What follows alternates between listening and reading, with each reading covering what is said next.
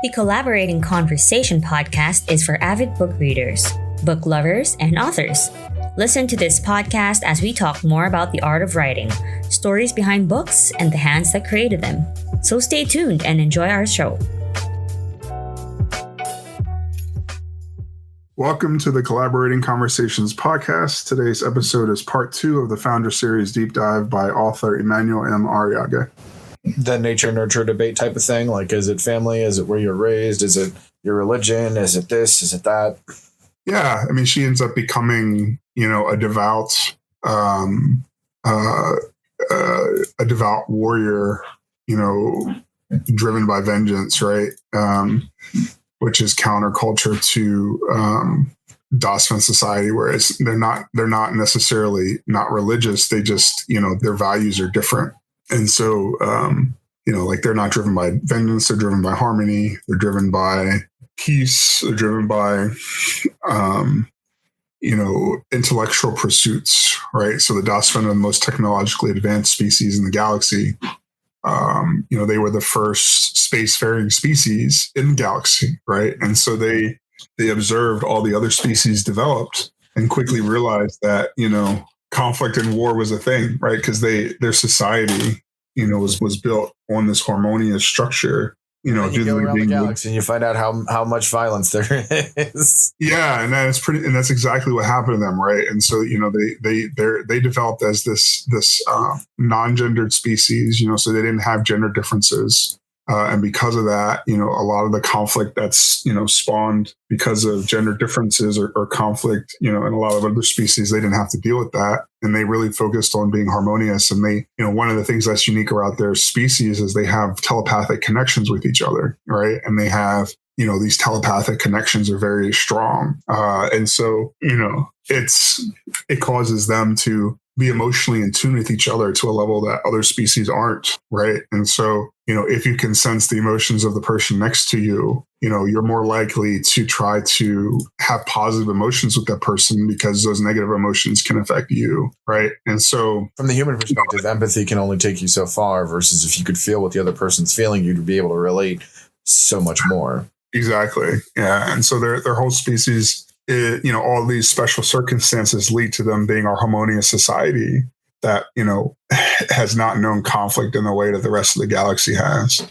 And, and so when they start, it allows them to progress technologically very quickly and become the first spacefaring species in the galaxy, and then when they go out and they start observing other species, they see conflict, they see war, they see death, they see destruction. And they basically have to adapt and they create, these massive drone fleets, because even in war, they don't want to risk the lives of other Dasvan, right? And so they use their technological advancement to build these massive drone armadas that, risk no Dasvan life, but can, counter and fight, massive fleets of enemies, right? And so they use this technological advancement to protect themselves because they have no interest in conquest or dominance, right? And so it's just super advanced species that just wants to keep to themselves, right? So no one really messes with them because it's just you're going to start a war with the Dasvan that you're going to lose, right? And so they keep to themselves for the most part as a lot more species come onto the galactic scene, First thing I was going to say, the first thing when you said that is when they come online, but it's nope, when you join the galactic space front. Yeah. And I introduce a lot of the, they do a lot of genetic editing for themselves to make themselves more compatible with other species across the galaxy, right?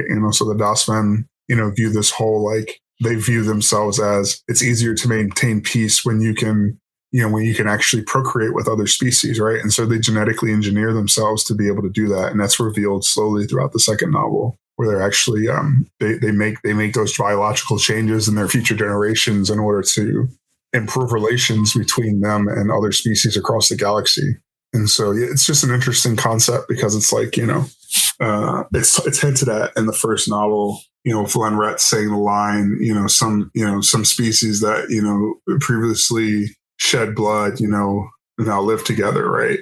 And so it's the Dasvan understand that very well and engineer their society around that. I know, so this is completely off topic, but would be super cool is to have kind of like a metadata for the book when you write a book? Since you're an author, this would be a very curious idea.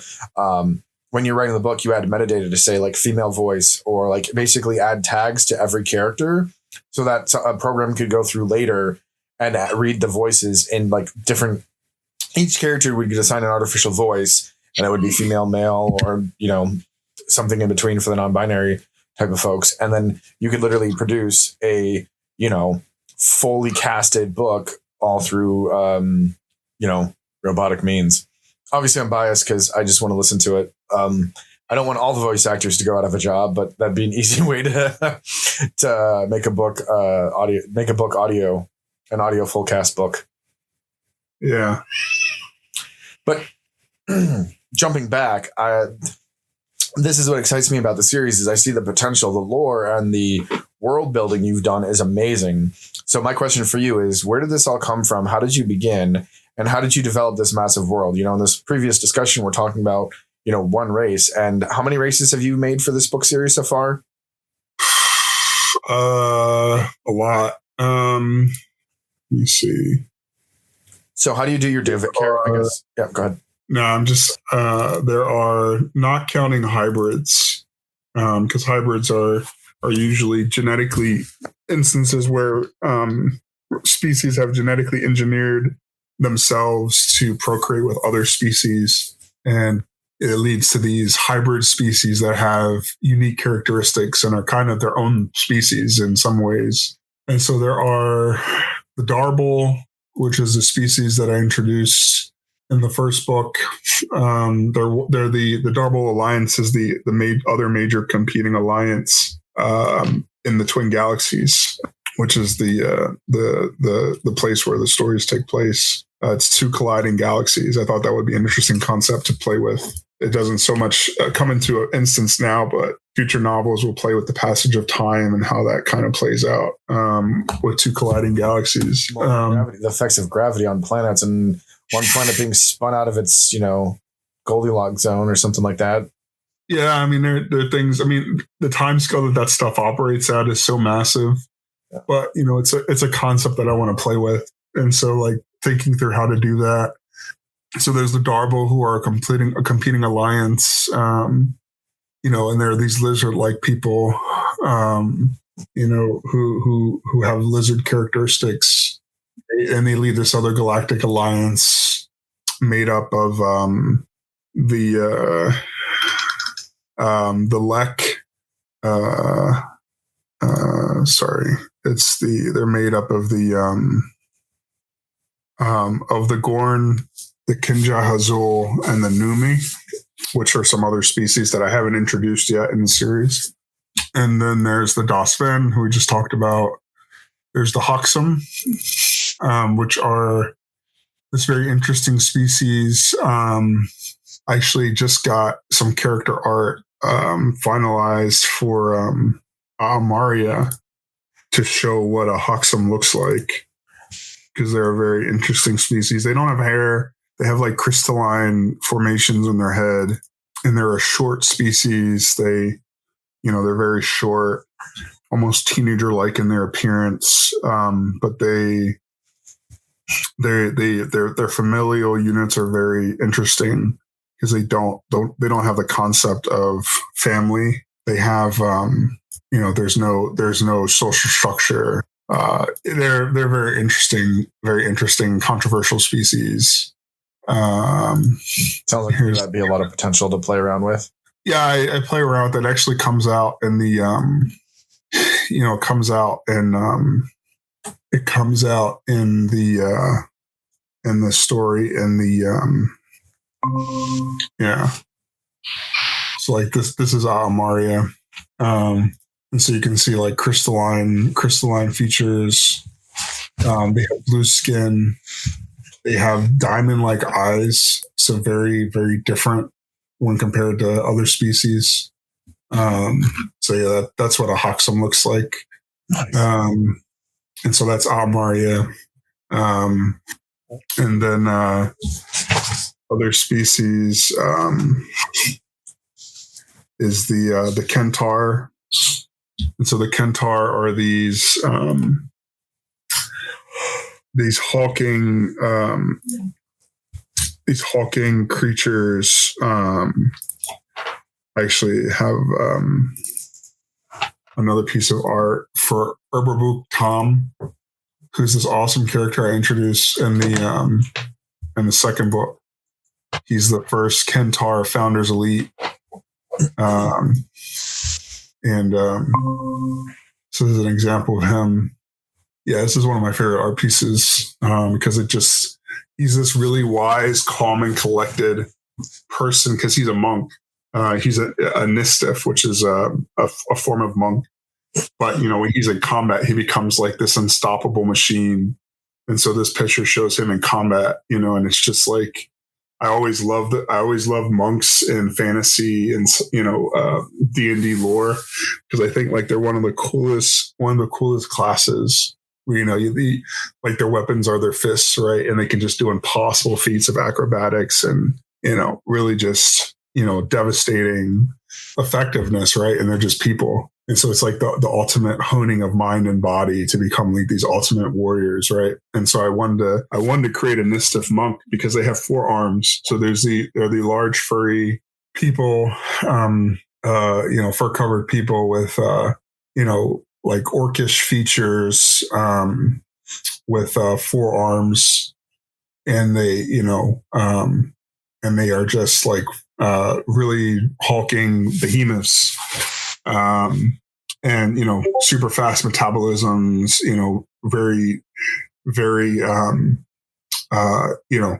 there's a joke in the series where it's just like, you're never going to find a fat Kentaur, because their metabolisms are too high.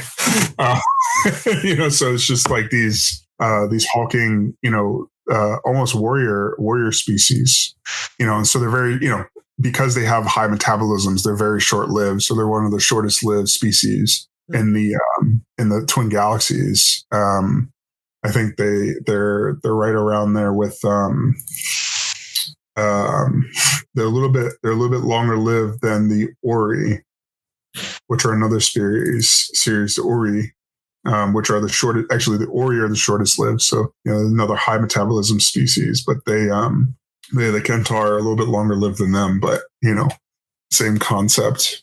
And so the Ori are cat-like people, and they have an image of Tashinira, who's the Ori member of the Founders Elite.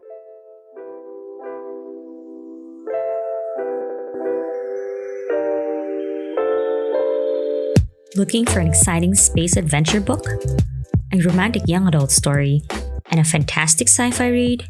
Get The Foundra by award-winning author Emmanuel M Arriaga today and prepare to feed your imagination with never-ending thrill ride.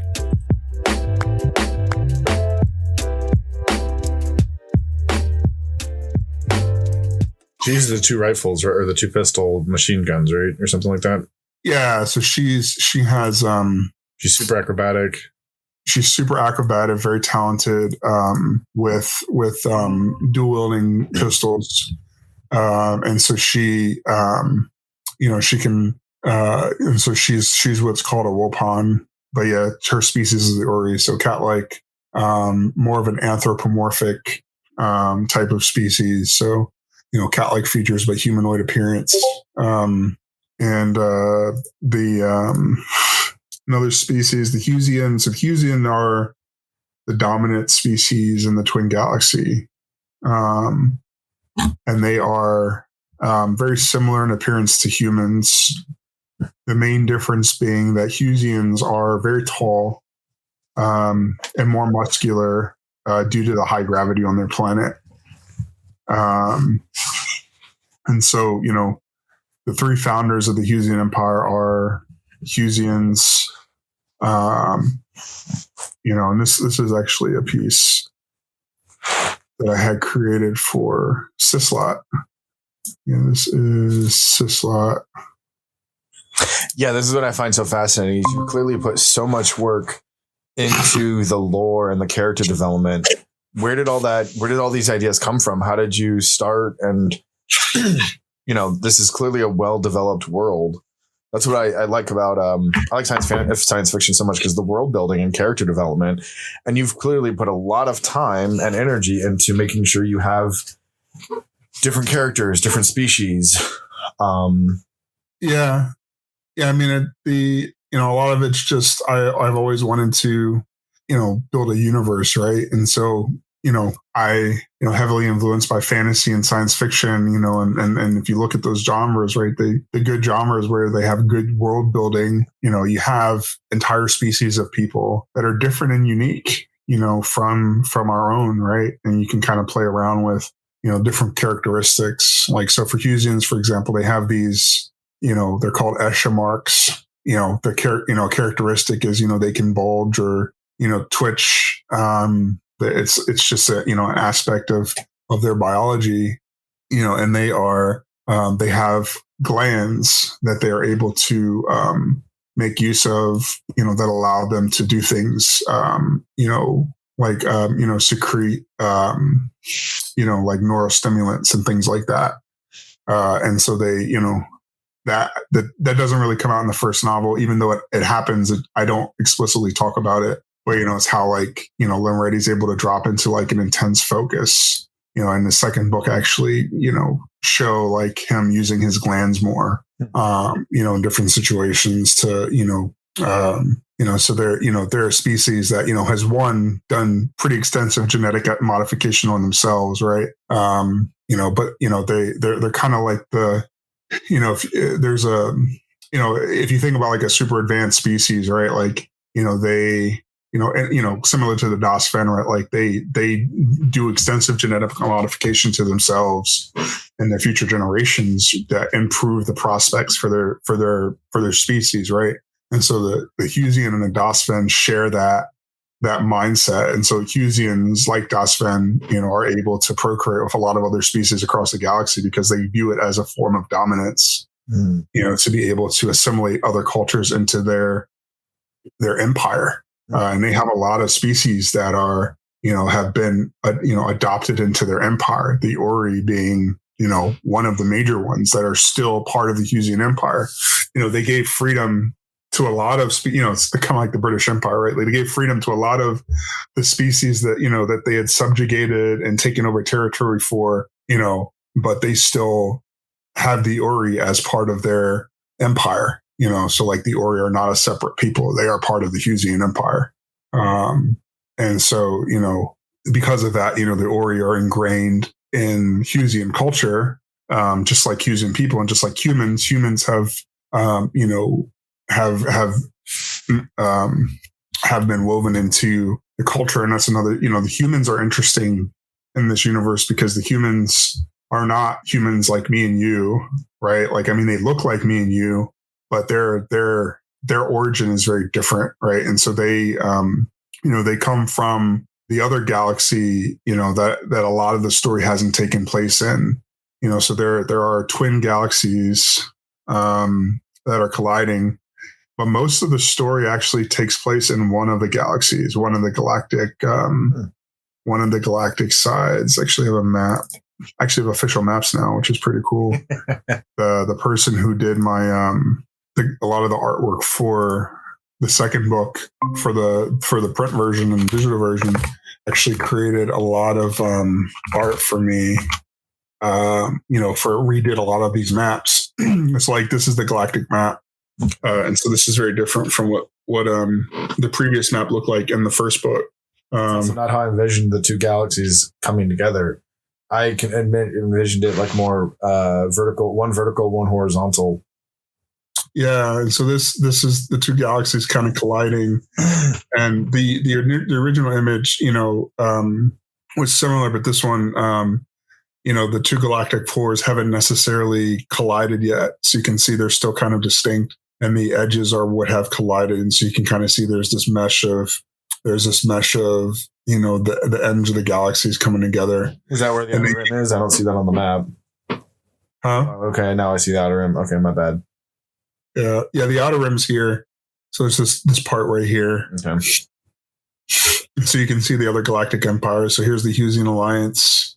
Here's the Darbal Alliance. So you can see that, in scale, they are almost as large as. And then there's the Luxemani Empire, the Kuvan Empire, and the Gensorenta Empire, which I actually talk about more in the third book, because there's a big war that happens between the Husian Alliance and these three empires who kind of band together to fight the Husian Alliance. And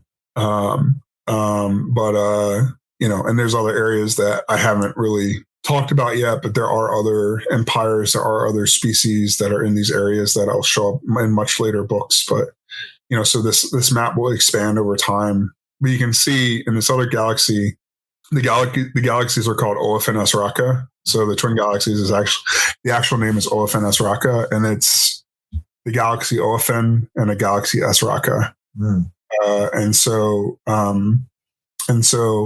a lot of the human story is in the Oafen galaxy, whereas most of or all of the Foundra series so far has taken place in Esraka. And that's where the Husian Alliance is and all the narrative is. And so there's the remnants of the Human Republic, which the home planet had been Ganea, but Ganea was destroyed by Soak. And so that was, he just, that's how he got his name, the planet killer, the destroyer of worlds, because he actually, and I, it's kind of a mystery as to how he did it. I mean, I know how he did it, but I haven't fully explained how this, this powerful Cephas was able to destroy a planet, because it seems like a pretty impossible feat. But I plan to explain more of what that history is in a prequel series that will, that'll come after another few novels. I actually plan to go back and. So how many novels are kind of already not pre-made, but you have the outline or the gist of what you want to talk about in them? Yeah, I have the main story arcs and details. I have the full series mapped out from start to finish. So I know how it all began and I know how it all ends. And then what comes after the end. Hint. What? It's I won't get into that. But before the beginning and before the end, you have to go to the prequel, because the prequel talks. I have multiple prequel series planned. So I have the prequel series planned for Sock's origins, which really gets into the humans story. Because when the Foundra series opens up, humans are just part of the Husian Empire, and it's not really explained how they became part of the Husian Empire, why they're not their own empire. They seem to be very numerous and populous, almost as numerous and populous as the Husians. So it's how did this massive species, that we're very familiar with, right? Like being humans, how did they come to be part of the Husian Empire? And so there's a long, detailed story there that explains that history and how they came to be part of the Husian Empire. Because the human homeworld is New Guinea, which orbits, which is a moon that's been terraformed that orbits Thai, the Husian homeworld. And so the Husian homeworld is orbited by the human homeworld. And so, that came to be, for reasons. And so, I get into those reasons in that prequel.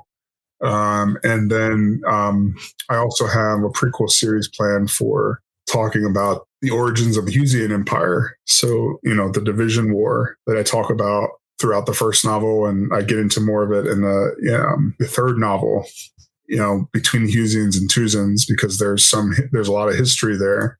Because if you think about, this is one of those areas where, you think about interjecting societal issues, right? Like probably a good segue to talk about the Tuzans, so the Tuzans are, for all intents and purposes, the same species as the Husians, but the Husians consider them to be a different species. And so the names sound very, very similar. And I'm probably just conjecturing here, like the Hootsies versus the Tutsis type of thing, right? Like it sounds very similar, that they sound the same, and you're saying they're the same race, but it's intentional. Yeah, they are the same species. Yeah. And so here's the only difference between the two literally is the Husian, remember how the Husians had these Escher marks that went down the sides of their head? Well, the Tuzans have escher marks that go down the front of their face. And so, but they're called muncher marks. And so the Husians call their marks escher marks. The Tuzans calls theirs muncher marks. And so this is an image of Tiravis, the ageless empire, the ageless emperor of the Tuzan Empire.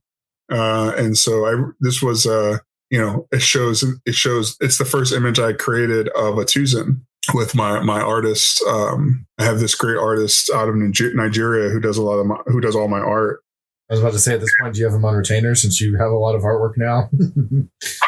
Yeah, I mean, I have a go-to person. So me and him have a pretty good relationship, and I love his art style, and his art style has become the Foundra universe art style. So when does it become an anime or a manga?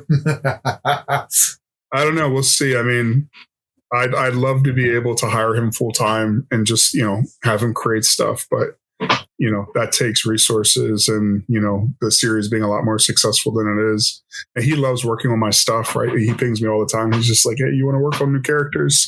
Because he loves the characters, I guess, that he's created for my universe, and just we work so well together. Yeah. And so it's Are you comfortable discussing kind of the financial side of like starting your own book series, and like, because obviously this has been a big investment in time and energy and finances? Yeah, maybe let's save that for a separate call, because there's a lot there. I believe it, but I think it's very curious, especially if people have an interest in how our series and how things get started, because you're kind of in the I wouldn't say you haven't gone the like Bobaverse or the Martian level just yet, but you definitely, I see the potential there, and I can see it becoming massive, but I'm listening to any and every sci-fi book out there. So I love the genre, and I want more of it. I can't get enough.